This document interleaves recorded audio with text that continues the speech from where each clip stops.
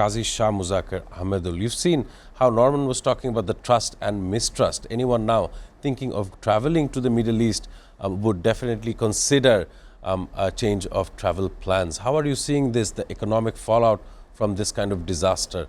What is your suggestion to our viewers as well? Thank you. This is actually a very complicated and it's a simple and a complicated matter at the same time, because travel, when it comes to travel, Middle East is a gateway to Europe, it's a gateway to North America, it's a gateway to ASEAN, it's a gateway to South Asia, and also in the Orient. Yeah.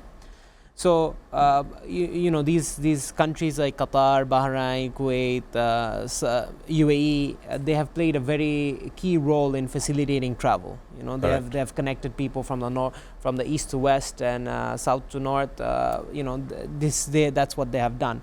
And these airlines that we're talking about, Qatar Airways, Emirates, Air Arabia, Kuwait Airways, Gulf Air, these are some dominant players in the aviation industry. And when we look at travel, there is a need-based travel and there's a want-based travel.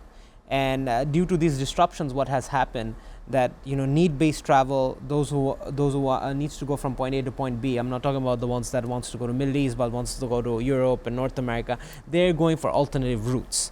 And when flights are disrupted, those key big airlines who have hundreds and thousands of flights, if their flights and if their operation is disrupted, what happens? The pressure automatically goes on to airlines, other airlines. Other routes would include Japan as well as other going over the Pacific. For example, from Dhaka, it would be Ethiopia, Malaysia, Singapore. If anyone wants to go to Europe, or North America, they would definitely take that route.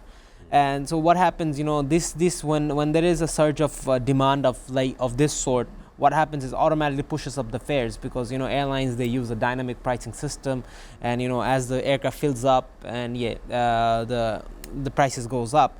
What happens? This affects the one travel. So those who wants to travel, whether there's someone who wants to travel from Europe to ASEAN or ASEAN to South Asia or Europe or North America, the fares they could have got on a normal time, are not the fares they're getting. On top of that, because of the demand, right? On top of that, the fuel prices are affecting the prices as well, the costs for the airlines as well.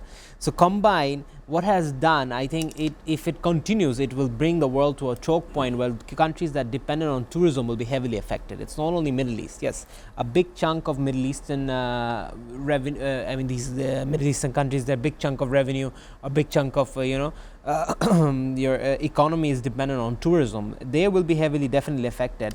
And that effect will not only affect Middle Eastern tourists going into Middle East will not only affect Middle East, but it will also affecting countries like countries in South Asia, ASEAN, and also countries in Europe and North America, because they have investments in tourism and hospitalities that has to be protected. On top of that, all the name brands and chains you call about European and North American, they're all there, right? They will be heavily affected. Their revenue will be affected.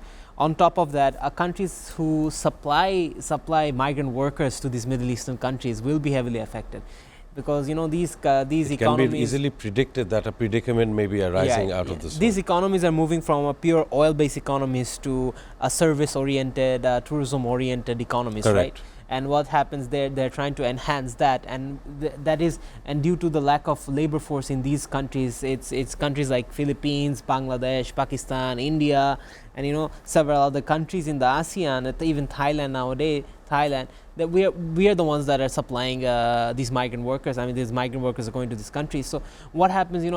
And our economies are also heavily dependent on these remittance inflows that comes from the Middle East. This has a ripple effect. It not only affects one industry, it affects multiple industry. Right. Like the need-based travel. Because of the need-based travel, the one-based travels are being choked. On top of that, the fuel prices are affecting the prices, and consumer confidence also going down at the same time.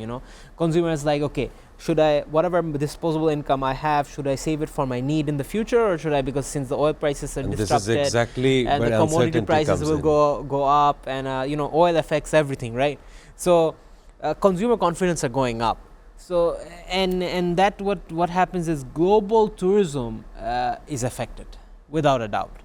and the aviation industry, I think if it continues, it will have a significant impact. And you know, a lot of the airlines are also cutting in this part of the region, in ASEAN and in Orient. I've heard of airlines that are cutting flights by 35%, 25%, because they're uncertain about the fuel availability.